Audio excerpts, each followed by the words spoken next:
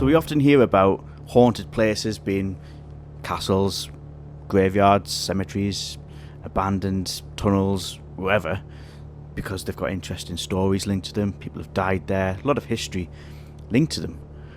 But there's places that you wouldn't imagine have got ghost stories, and that's probably because they're just everyday places where you would go on the weekend, take the family out. And I've got stories here. I'm joined by a man called Mark, who has worked for security for various shops in one of the largest shopping centres, not just in the UK, in Europe. It was once the largest in the whole of Europe at one time, not anymore, but once was. And I'm talking about the Metrocentre in Gateshead in the northeast of England. Now, again, this is something that I never knew about, but when you speak to people who work in these places, you start to hear about things that deaths that have happened, accidents that have happened, the history of the place, even before shopping centre floor was laid out in this place. Now, Mark has spent many years, day shifts, night shifts, all hours of the day, in this place when there's been nobody around, and has spoken to countless other people who work in security who know what's gone on in these places. So Mark, first of all, just tell us what your day-to-day duties might be as a security guard in some of these places in the Metrocentre. Yeah, so in the Metrocentre, I used to work within like the top shop, sort of Arcadia areas. My day-to-day job was basically a store detective, but what I would usually sometimes do was help out in the stock rooms when it was really, really busy. So a lot of the times I would be sort of like on my own, early mornings, with maybe a couple of people upstairs on the floors, and I would be sort of like downstairs doing bits and bobs. Used to be the same when I was at Asda. Used to be like not many people in the store, but it used to be quite a lot. There used to be quite a lot of things there would be like half a dozen people in, but there'd be like nobody in the warehouse, nobody in the back chillers, and there was always stuff that was like I was always busy doing things. I mean, it wasn't just security. I actually worked when I worked for Asda. I did pretty much every job in there. So I got to sort of like find it was quite a weird sort of. It used to be quite eerie, especially on like an early morning. If you're walking through the Metrocentre at say 6 a.m, or you're leaving the Metrocentre at say 10 o'clock at night, 11 o'clock at night, nobody's around. It does feel quite an eerie place to be. I mean, anyone who's been to the cinema, you come out of the cinema whenever a film is finished, and obviously the shops have closed long before then, so you can kind of experience what the Metrocentre like when it's empty and it's at night. So you kind of like sometimes see that. But one fact you told me prior to this interview is that you believe that somewhere in the region of 19 deaths have been recorded on the grounds of the Metrocentre. That's probably something that no one would ever think about. You don't think, I wonder if people have died here, but it's a public place, and things happen. People, things happen in public, but you've got the information, that because you've worked there, that there has been that amount of death in the Metrocentre. Yeah, that's right. I mean, to be fair, there's probably even more that I don't even know about. There's been lots of suicides that have happened, sort of in and around the area.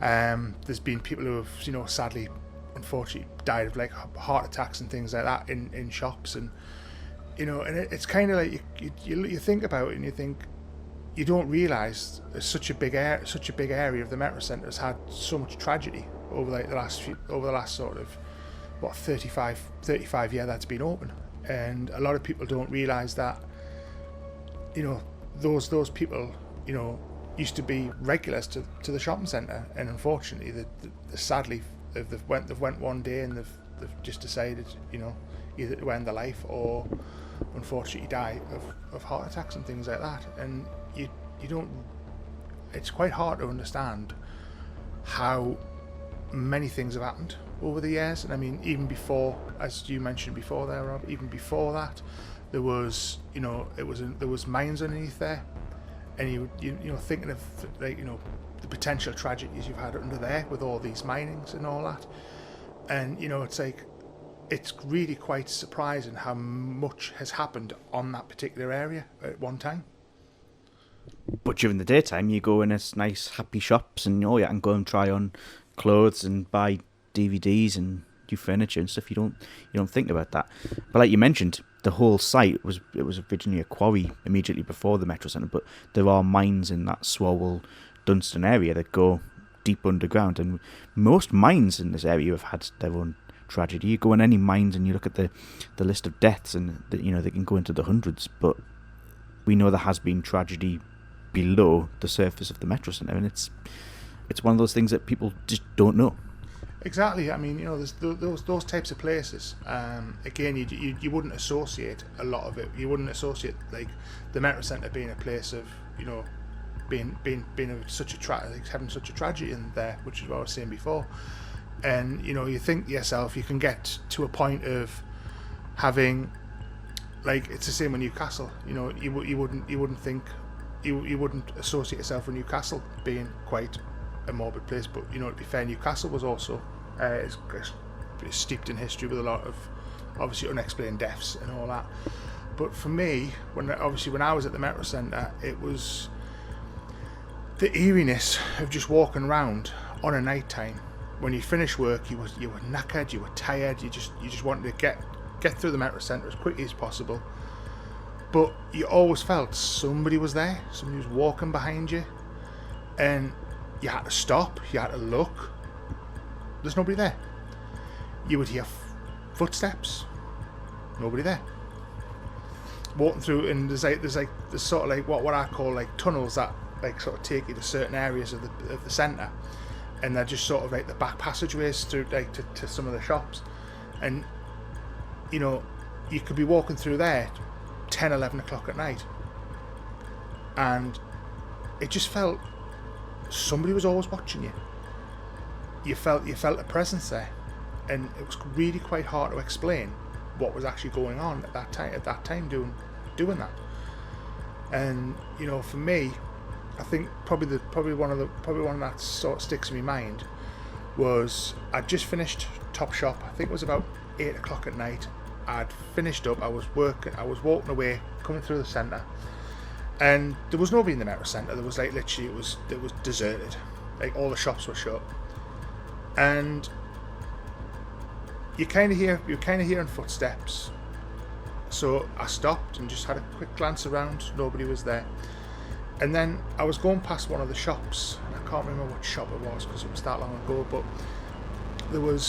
I saw like out the peripheral vision, I saw like a shadow behind us, literally from the window, and I kind of looked. I was like, "Oh, must be." It actually looked like a man, and I was thinking, "Well, what's he doing in here?" He just looked like a general shopper, and I stopped and turned around, and was just about to say, "I'm sorry, the Metrocentre shut." There was nobody there. No. And I was like, "I'm getting out of here." Yeah. As fast as you that can. Was it. That was it. I was away, and I literally got through the Antiques Village as quickly as I possibly could. Got to the bus station, got home, and I sat for about an hour when I got home, and I was thinking to myself, did I see it? Was I just imagining it because I was so tired? But when I think about the other things, about the footsteps I've heard and nobody's been there, and I'm just like, I don't understand this. I just don't understand thingy. And then I sort of got to learn about other sort of things that were going on, which was actually documented in the Chronicle I think it was about 10 or 11 years ago. Yes. About the nighttime security guards having things like moving. There was rumours about the bins, actually, where the old-fashioned dark green bins, where the the metal ones, where you've dropped it, but if you hit them hard enough, they used to spin. So, yeah, like a rotation? Yeah. And there's been people saying that they've just saw them on a night time just spinning on their own. It's poltergeists. I mean, in theory, that's what basically poltergeists do. And it's like, you just think, like, you hear that story and you think, God, if I was there, what would I do? What would you do? Is it like, And I heard one of the guards actually quit because he saw that, and at the very same time he saw a woman dressed in white. Wow. And that, I mean, we're not exactly sure whereabouts this was, but we know it was near where Metroland used to be. Now, it was, I'm not exactly sure which end it was. Whether it was the rear end of where sort of the old GX Superboy used to be, or if it was like further in where sort of Argos was. And I mean, this guy was an everyday guy, lovely bloke to talk to, but he would never talk about what he saw.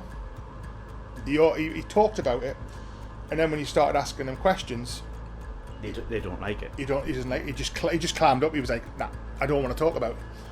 And you know, I think to myself when I hear about that and I see that, and I was like, and that time when I saw that the figure myself, it's like, what is actually going on? And what is actually going on within the Metrocentre on a night time?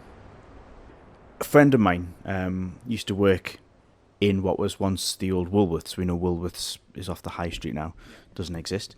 And he told me, this is an old school friend, you know, part-time jobs at school, we used to sit in class and talk. Things happened in their stockroom.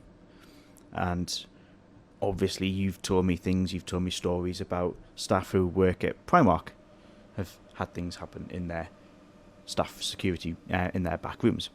Now, Woolworths is where Primark now is, so it's the same store. It's the same.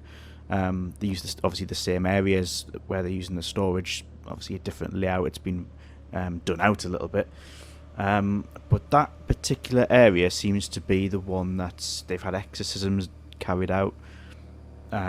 They've tried to clear it. I don't know if it's worked.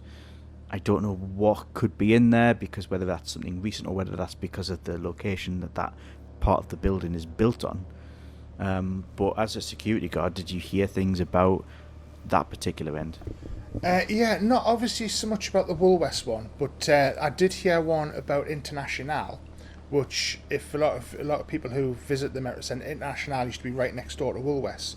And when Internationale closed down along with Woolworths, that was when Primark advanced and expanded most of that one as well. But there was talk. There was a couple of young lasses in there who I used to know quite well.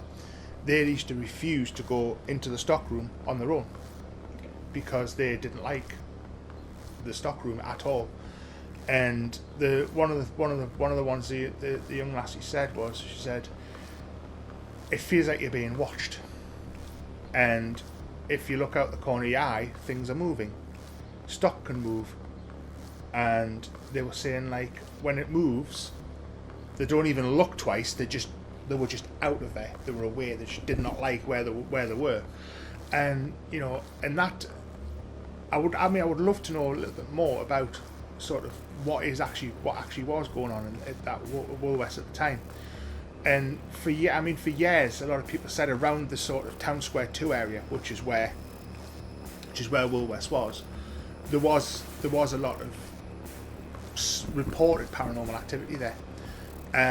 Things from sort of shadows to there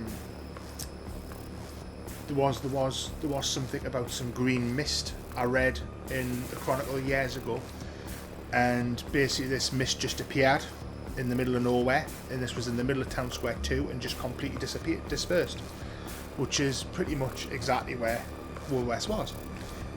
So, you know, most of the activity did seem to centre around between the old cinema and Metroland, sort of that sort of quarter, that section there.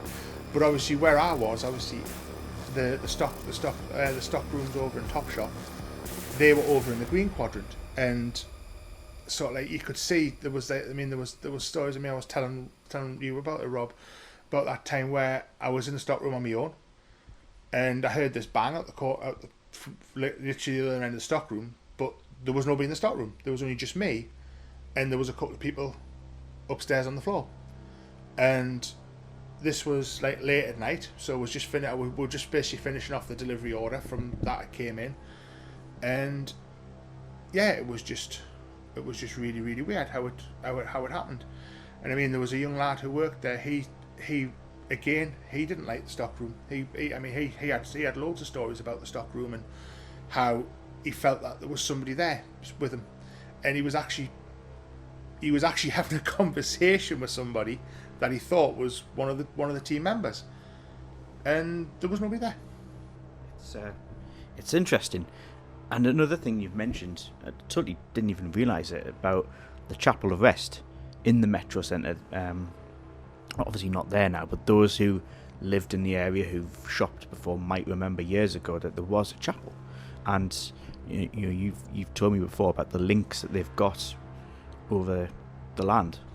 Yeah, I mean, I'm not exactly sure what link they have to the land, but I know when Sir John Hall bought the Metrocentre years ago, the church asked could they put a chapel in the Metrocentre, just so basically anybody who had any loved ones and they were walking around the Metrocentre and they started feeling a little bit thingy, they wanted to go to a quiet place, they could sort of walk up to the chapel, basically sit in the chapel and, just sit and relax and sort of somber over sort of their loved ones.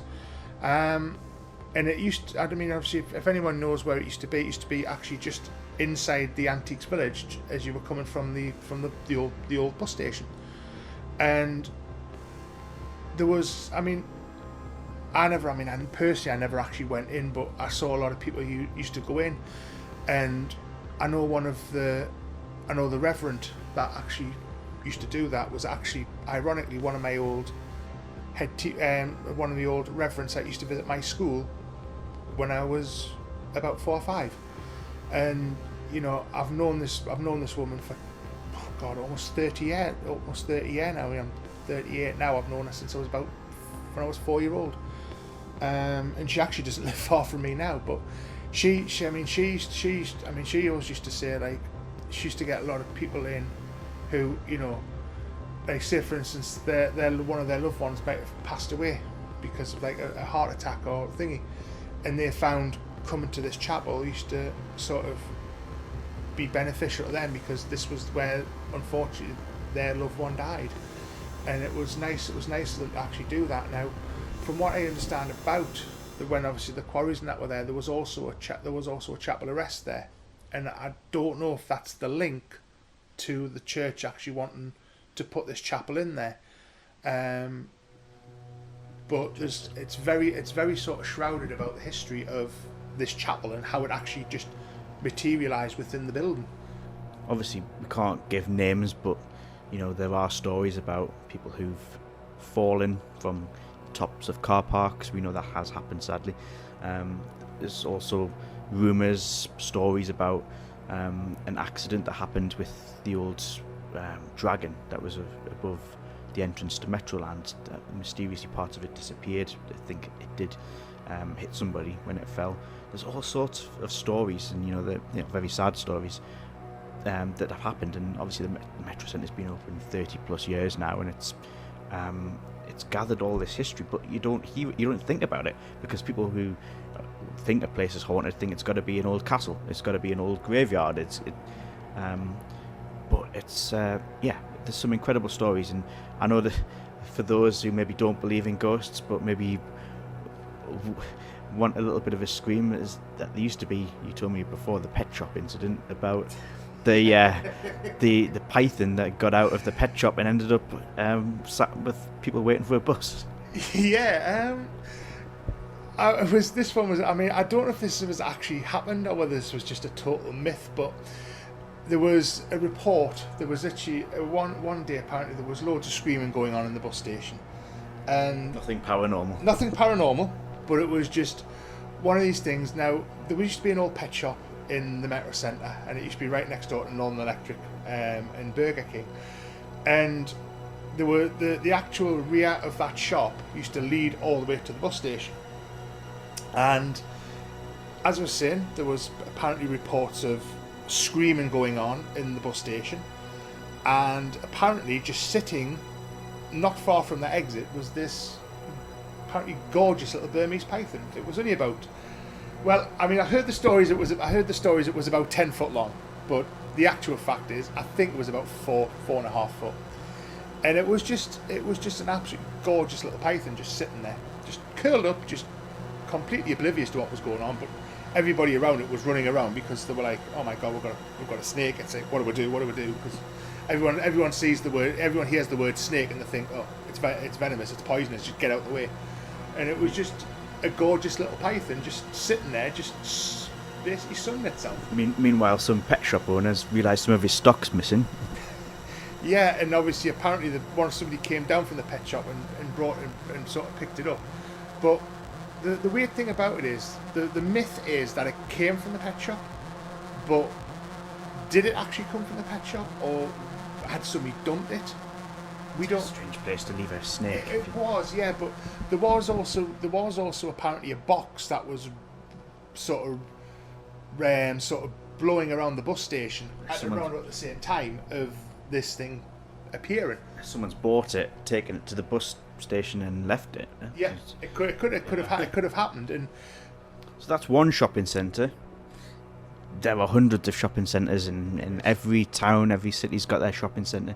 Probably some have been there longer than the Metrocentre, and a lot more history than the Metrocentre. So you never know. If you're walking along in your local shopping centre, just have a think.